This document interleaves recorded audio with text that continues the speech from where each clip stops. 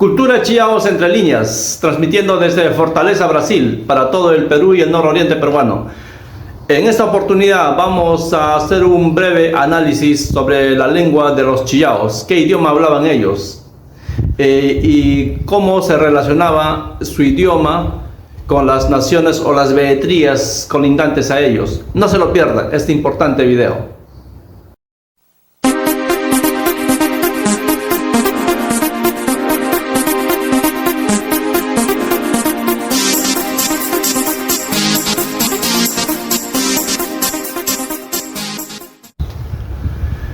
Amantes de la cultura, tengan buenos días, buenas tardes, buenas noches, o desde el momento que se está viendo este video.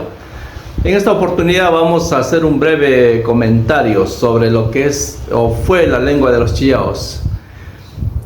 Aunque todo el mundo, ¿no?, se dice que se hablaba el quechua y que no había otra lengua más, otros vagamente lo han tildado que hubo una lengua relacionada a la lengua jibariana, jíbaro, de los jíbaros, o la lengua que hablaban los aguajún, ¿no?, algo por ahí.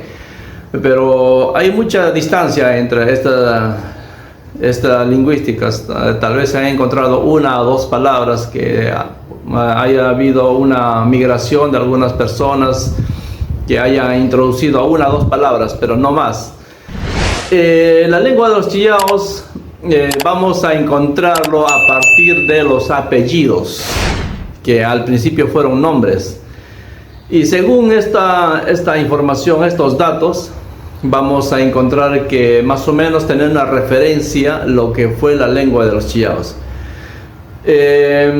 Muchos, como ha pasado mucho tiempo, quizás no tengamos la significante de estas palabras, que antes de ser nombres, antes de ser apellidos, eran palabras que se hablaba en el vulgo.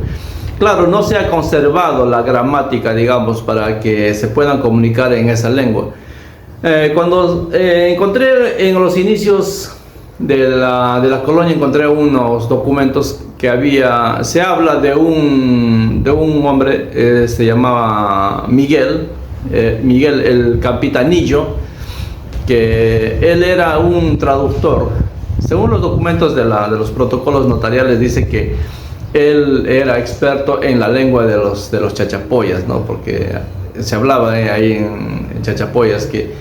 Pero ese es un dato muy importante, porque hablaba la lengua que se hablaba en el vulgo, en la gente, de la gente de los pueblos, claro, de los ayllus, de las comarcas, ¿no? Y, o sea, hace referencia que había otra lengua aparte del quechua que se había implantado en lo que la parte que es de Levanto y los Huancas.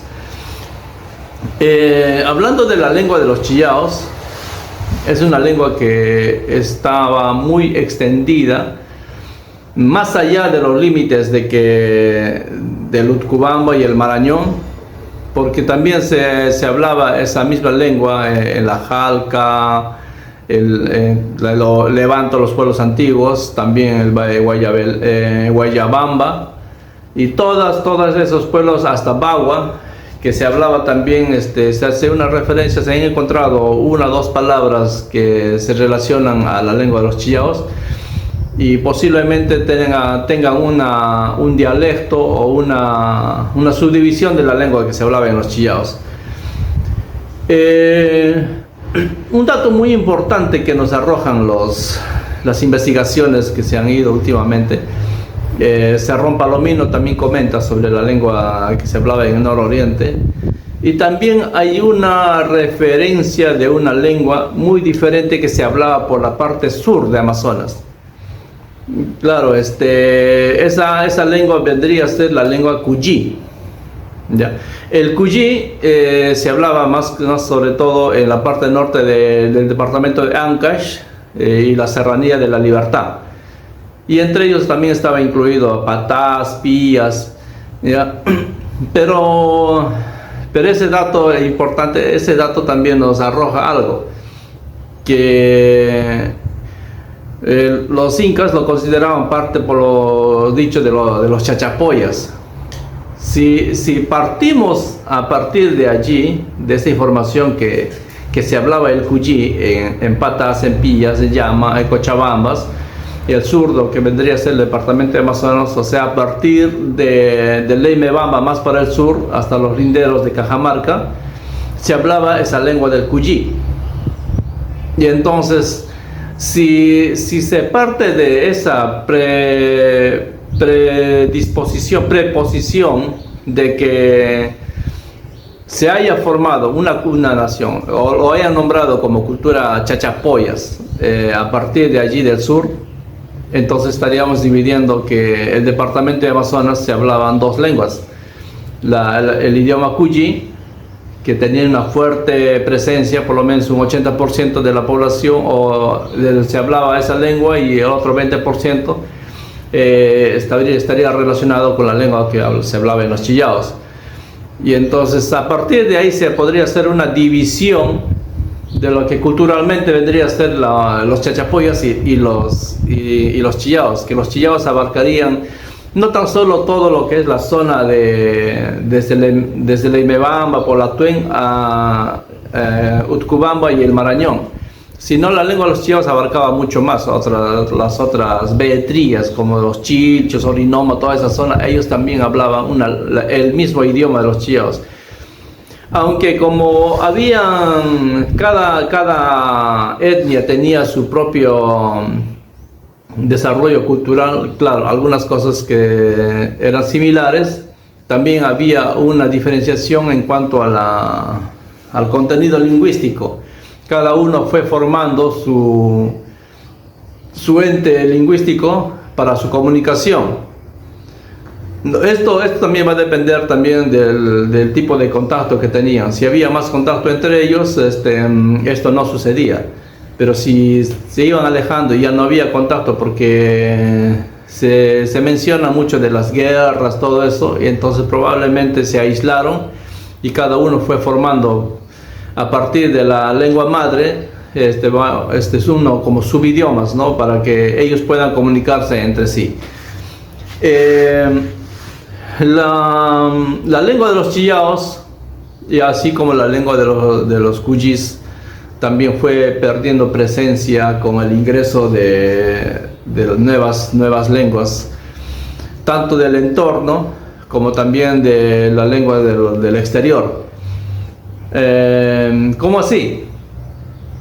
En la parte de Cajamarca, en el sur de Cajamarca se hablaba la lengua Cuyí, por ejemplo. En la zona que es Sucre, en el sur de Cajamarca, tiene un parecido el Cuyí de esa zona al de Lamut, por ejemplo. Y entonces eso nos da a entender que había una migración de esa gente a lo que es Lamut. Después también hay la presencia de otras lenguas en la parte de Cajamarca, como es el Den y el Gate. Y la presencia de estas lenguas tenemos los nombres de algunos de los cerros, ¿no? La toponimia, como es Jamingate, Wingate, Coyongate. Entonces eso es debido a que hubo la presencia de la lengua Gate de la parte de Cajamarca, que tuvo presencia acá en Amazonas. Un investigador también mencionó el doctor Arturo Ruiz Estrada, que por lo menos 300 años tuvo dominio Cajamarca aquí en Amazonas.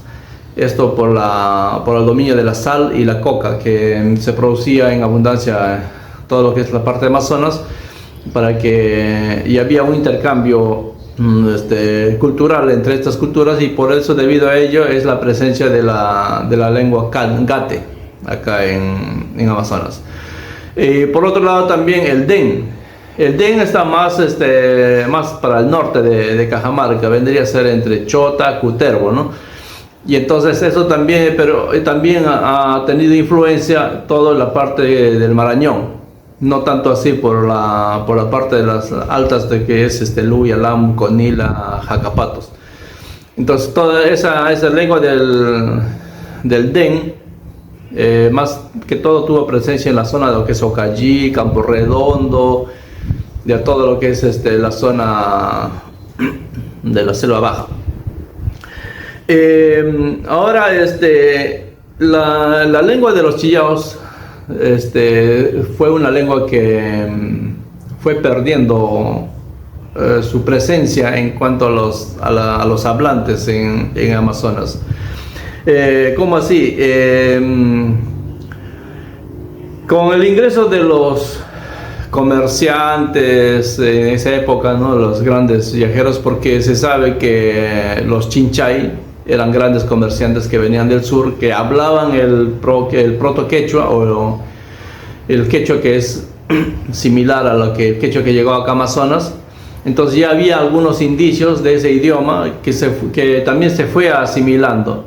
Pero también por otro lado, hay otro dato muy importante, que la lengua de los chillaos, al no tener una actualización a las nuevas vivencias que habían en el entorno, porque fueron surgiendo otras culturas, fueron surgiendo nuevos paradigmas, ¿no? Lingüísticos, todo esto. Entonces hubo un intento de actualizar la lengua a partir de los sonidos onomatopéyicos. Bueno, los sonidos onomatopéyicos son los sonidos que se los da a las cosas, ¿no? Cuando no se tiene referencia cuál es el nombre en la lengua, en el idioma que se está utilizando. Por ejemplo, al huacatay, que es una planta que se utiliza para algunos condimentos para la cocina. En el quechua se dice huacatay, pero en Amazonas, al no haber una palabra que lo menciona, entonces se lo puso el nombre de xilxil. ¿Y de dónde viene xilxil? Cuando esta planta está seca, está botando semillas, si tú lo haces el sonido, lo pones el sonido y dice xilxil, entonces a partir de ahí sale el huacatay, ¿no? Y así hay muchas palabras que han sido creadas ya para actualizar la lengua, y eso ha ocurrido sobre todo en los últimos años, como palabras como pram pram, tasha tasha, ¿no? Tasha tasha como la chicha que se ir fermentando, y la espuma que es tasha tasha, ¿no? Y entonces eso, a partir de ahí se fueron formando palabras para actualizar la lengua. ¿Y esto por qué? El quechua que llegó a Amazonas tan solo sirvió así como un medio de comunicación, para que la gente pueda tener una comunicación así a grandes rasgos, pero como llegó y quedó allí, y entonces no hubo una constante actualización, o sea, no habían personas que traían o actualizaban la lengua para que este idioma pueda actualizarse a los nuevos acontecimientos del lugar. Y entonces, para suplir esas faltas de la lingüística, se tuvo que recurrir a los sonidos onomatopéyicos. Ya hay algunos, se ha visto que en un lugar dicen una cosa, en otro lugar dicen otro, y entonces fue como si estarían separándose, ¿no? Creando nuevas lenguas. Y es así como surgen las lenguas más primitivas en la historia de la lingüística. El quechua llegó con los incas, se sabe muy bien que es parte de la historia, pero hubo ¿cómo se llama? Las variantes del quechua que llegaron en Amazonas. Por ejemplo, los huancas hablaban un tipo de quechua, y en Levanto se implantó otro tipo de quechua, por ejemplo el quechua cusqueño, ¿no? Y eso fue que también no fue compatibilizando, por ejemplo, algunos vocablos lingüísticos. Algunos optaron por hablar ese tipo de quechua, otros optaron por hablar el otro tipo de quechua. En lo que concierne a lo que es la parte de Luya, en Luya hubo los sacerdotes españoles. Ellos querían implantar la lengua franca para que los indios puedan comunicarse de mejor manera en su propio idioma, para que puedan entender lo que es la religión católica, ¿no? Y esto hizo que también la gente pueda aprender también un poco más de lo que es el quechua. Y ellos y así aprendieron también lo que es la comunicación, no porque ellos no hablaban otro idioma. Por ejemplo, se hablaba el idioma chillaos, y entonces fue impuesto en la lengua de los incas por los españoles, no más así como por los incas, porque los incas llegaron tan solo 8 a 10 años antes de la llegada de los españoles. O sea, fue muy corto el tiempo, y en 8 años tú no puedes implantar una lengua a una nación que tenía su propia lengua. O sea, es todo un proceso. Y ese proceso lingüístico los incas no pudieron darlo. Aunque se comenta que también implantaron mitimaes también lo que es en la provincia de Luya, mas no hay un estudio concluyente para afirmar esto. Por ejemplo, se dice que la gente lo que es de Olto vendrían a ser mitimaes. Probablemente hayan sido de Huánuco, ¿no? Huánuco Pampa, que hay muchas referencias de migraciones de esa zona de Perú. Bueno, este estudio no es concluyente, no se tiene mucha información y por eso no se lo puede afirmar. El quechua que llegó para Amazonas, lo que trajeron los sacerdotes españoles, fue el quechua que vino del Ecuador, o llamado el quichua. ¿Y cómo así? Los sacerdotes católicos llegaron a lo que es la provincia de Luya de Loja, ¿no? De Guayaquil bajaron a Loja, porque Loja está casi en la frontera, lo que es actualmente el departamento de Amazonas, la parte de lo que es de Jaén, por ahí, San Ignacio. Y entonces de esa zona llegaban los sacerdotes a predicar o a formar las parroquias, todo eso, lo que es la provincia de Luya.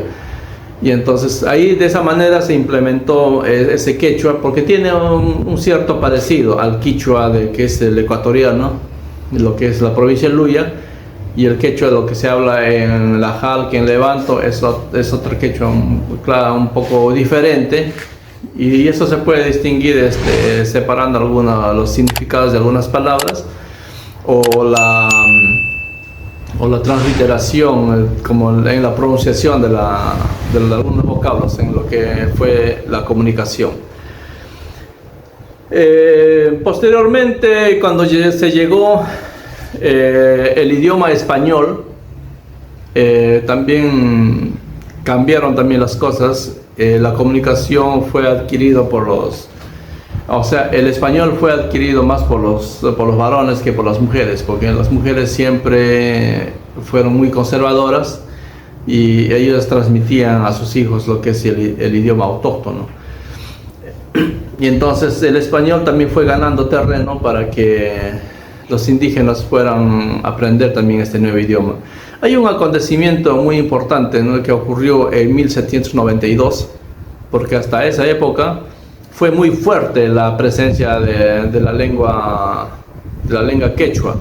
Ahora, se habla del quechua porque el idioma de los chillaos fue perdiendo el espacio, y entonces algunos vocablos se fueron mezclando con el quechua con el idioma de los chillaos, pero fue más el quechua que tuvo más presencia en todo lo que es el territorio de Amazonas. Y entonces el idioma de los chillaos tan solo quedó en los apellidos de las personas, en el nombre de los lugares, en el nombre de algunas plantas y así. Ahora, cuando yo estaba haciendo mi investigación sobre lo que es la lingüística de los apellidos o la significante, yo encontré algunos significados de algunas palabras, de algunos apellidos. Y entonces a partir de esto sí se puede hacer una restauración de lo que fue la lingüística o recuperar parte de lo que es la gramática. Porque yo estaba haciendo algunos análisis, yo encontré algunos verbos, algunos pronombres o prefijos algunas cosas, y entonces más o menos se puede tener una idea de lo que habría sido la lengua de los chillaos. Ya, en 1792, cuando hubo problemas sobre la presencia del idioma quechua, los españoles querían borrar todo lo que fue este idioma en los indígenas, ¿no?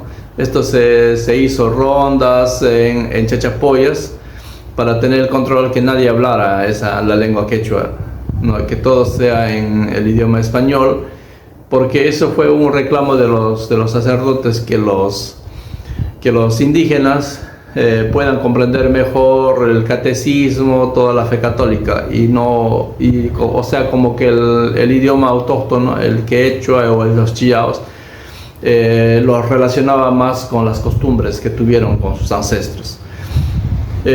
Claro, no se ha podido borrar en los tantos años que los 3 siglos que estuvieron los españoles, no pudieron borrar las costumbres que ellos tenían o su relación que tenían con los dioses que adoraban ellos, sus padres, ni la religión católica, ni en la actualidad, a pesar de que estamos en el siglo XXI, todavía se puede ver la relación, el mimetismo, lo que hay de la lingüística con la adoración de sus ídolos, de sus imágenes, de sus dioses. Aunque se niegue, aunque se diga que no, es una realidad latente hasta el día de hoy. Y bueno, eso es parte, bueno, eso es todo, porque estoy haciendo toda esta información en un libro, que estoy reuniendo más información para que se pueda tener más estrato, o sea, un estudio más profundo de lo que es el idioma de los chillaos. Ya recopilé mucha información, también a partir de ciertas informaciones que estoy encontrando. Hay muchos libros en el exterior que hablan de los chillaos, y eso es muy importante, porque en el Perú o en Chachapoyas no se hace ninguna referencia a lo que es chillaos. Más se menciona Chachapoyas, más por un contenido de marketing, de que ellos querían usufructar con lo que es la cultura o lo que es escuela, todo eso, ¿no? Pero ahora, con estos conocimientos previos, ya podemos afirmar que sí existió y siempre ha habido una cultura, y la cultura chillaos, y que ellos fueron los que hicieron esas grandes construcciones y que tenían su propia lengua. Y bueno, y con esto vamos a sentar un poco más las raíces, los cimientos de lo que fue nuestra cultura que se habló en la provincia de Luya.